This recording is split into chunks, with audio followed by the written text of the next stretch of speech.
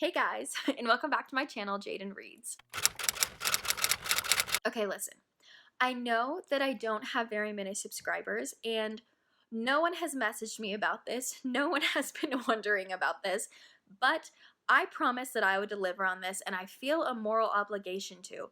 So without further ado, if you remember the Harry Potter crafts that I mentioned last reading rush, so almost a year ago, well, I finally completed them, and I'm now going to show them off because I'm a woman of my word. The craft that I made in conjunction with Harry Potter and the Sorcerer's Stone was the little bookmarks. If you remember, I'm going to link my video up here where I actually make them because I cannot currently find them. So I don't have them here to show you, but there is a video on my channel where I make the entire thing, and so I go over the process, I show you how to do it so you can make your own as well if you want. But basically what I did is I just got some like thick ribbon, and then I drew pictures of two of my favorite Harry Potter characters, which are Hermione Granger and then Rubius Hagrid. And so I just, drew like these little pictures of them. And then I hot glued them onto either side of the ribbon, right? So like the ribbon's right here and then their pictures are right here. So the ribbon would go over the page, right? Like a bookmark.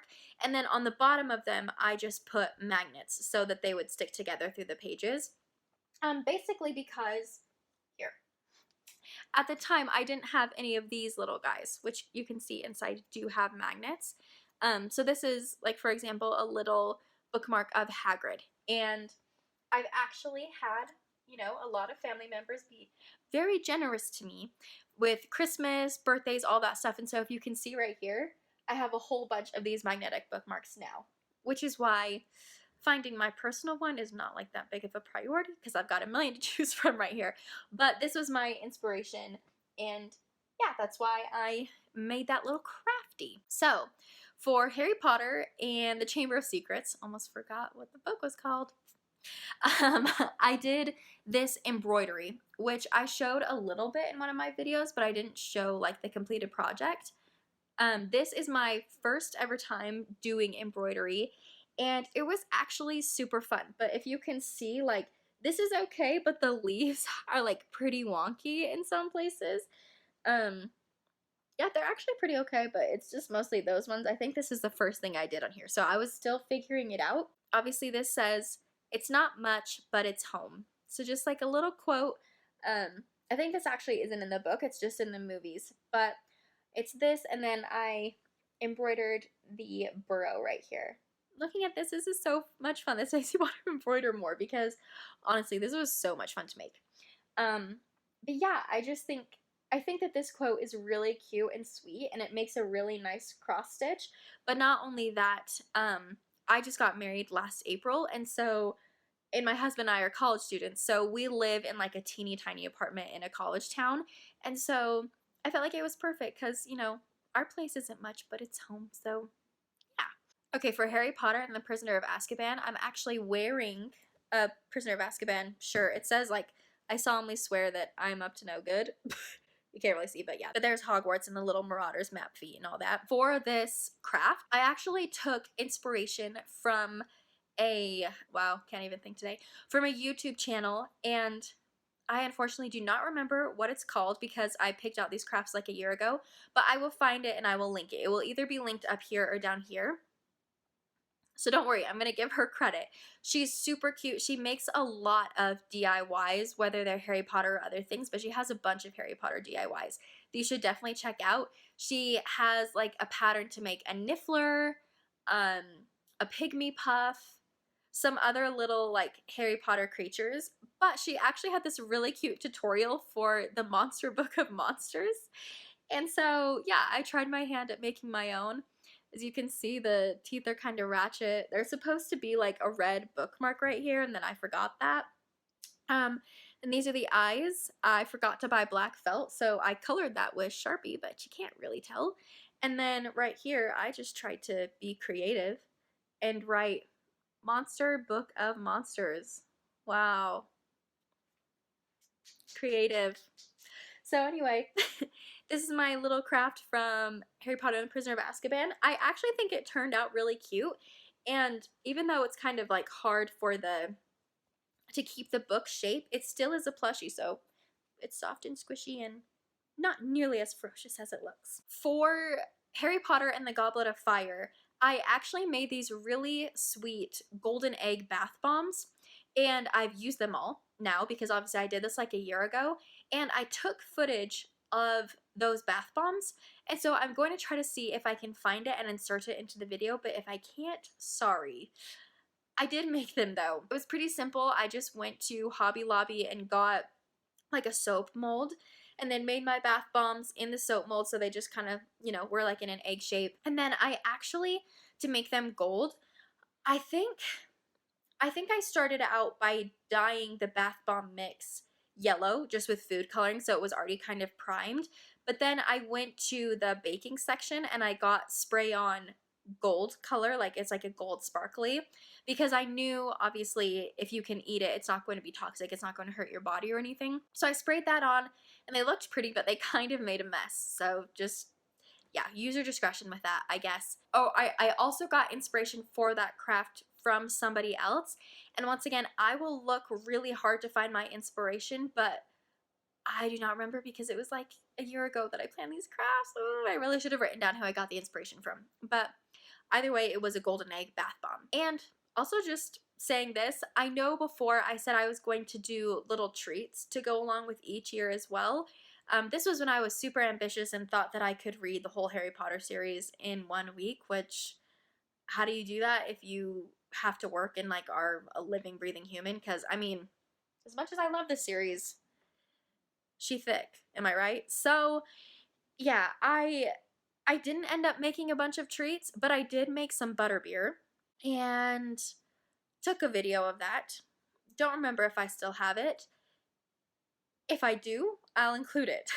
Because, oh, I also made Fizzing Whispies, which were really cute. I had this mold, and I couldn't find one of just bees, but it had, like, little snails, bees, I think ladybugs, butterflies, all that stuff. And so I just got melting chocolate, and I would fill up the mold halfway, and then I would put in Pop Rocks, and then fill it up the rest of the way to make my own little Fizzing Whispies, little Wizarding World candy. And those were super cute, I remember now. But yeah, we'll have to see if I have footage of those. If not, sorry guys. So it looks like I didn't have footage of Fizzing Whispies, but I do of the butterbeer. Oh, sorry, yep, I'm showing you the ingredients. Okay, oh, really didn't want diet cream soda. Gross. And then some butterscotch syrup, baby. Ah, Mr. Potter, at last. So for Harry Potter and the Order of the Phoenix, my favorite book, I did kind of a lame craft, but I made a wand. And I tried to make it like Hermione's wand, but obviously it's not. Like, I did the best I could. But, you know, hers has like little berries and leaves and stuff, so I tried to do the little berries. They didn't turn out fabulously bad, but they didn't turn out fabulously either. But yeah, I just painted it all. I put some string right here so that it looked like it had a little handhold. This is all just hot glue, and this is on a little chopstick, so pretty easy to make.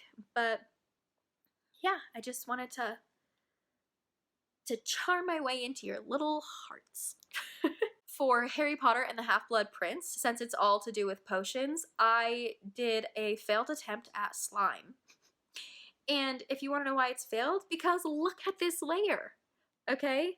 That is all contact solution. That's all saline solution. And I don't know why. I don't know why children at the age of 4 can make slime and I cannot, but apparently I cannot. So yeah, I tried to make it this fun, like, goopy, sparkly green color, and then I got this cute little, like, potion bottle from Hobby Lobby. But I still think it's fun. It has its own little charm, and if you look inside, like, where it meets the saline solution, it almost looks like it's, like, a tornado or having a reaction of some kind. So this is truly magical and something that you should only give your worst enemies because it's probably very toxic. So my last and final craft for Harry Potter and the Deathly Hallows, once again, sorry if it's kind of lame, I planned on crocheting like a Gryffindor scarf, and I got all the stuff for that. Seriously, I don't know why I thought I was so ambitious. Like, the reason that all of this is so slow is because this, I mean, obviously, like, this took I mean, I did it like fairly quickly because I really enjoyed it, but this still took a really long time. And like Harry Potter audiobooks, you cannot find those anywhere unless you want to pay for them, which I did not. And everybody had already like checked them out on the library app. So anyway, it's like you can't embroider and read at the same time. You got to have an audiobook, which I didn't have. Now I'm just rambling. I'm saying I don't know why I thought I could crochet the scarf within a week. I don't even know how to crochet. And I definitely didn't have access to an audiobook. So anyway, I decided retrospectively that that was too much work, and I decided to try my hand at painting, and I actually made this little watercolors version of Hogwarts at, wow, I can't even think. Hogwarts at sunset. So yeah, I just kind of like made a gradient back here with some nice colors going from like a purple to an orange, and I included some stars, and then I tried to look at a picture of Hogwarts and like pick out a good part of it, a good part of the silhouette, because obviously it's huge, this isn't all of it. And then I cut it out, and I didn't have any black papers, so I watercolored it black. Not the prettiest thing in the world, but not bad. And it's kind of fun because it just gets to sit on my desk and I get to think about Hogwarts when I look at it. So those are my Harry Potter crafts. Sorry if they were disappointing, and sorry to keep you waiting for an entire year, but there they are. Hope you enjoyed. I'll see you in my next video. Go ahead and subscribe if you want, because I never say that, but you know, we could use with some more subscribers. I could have used with some people commenting all the time and telling me that they wanted to see these crafts. Would have been really motivating.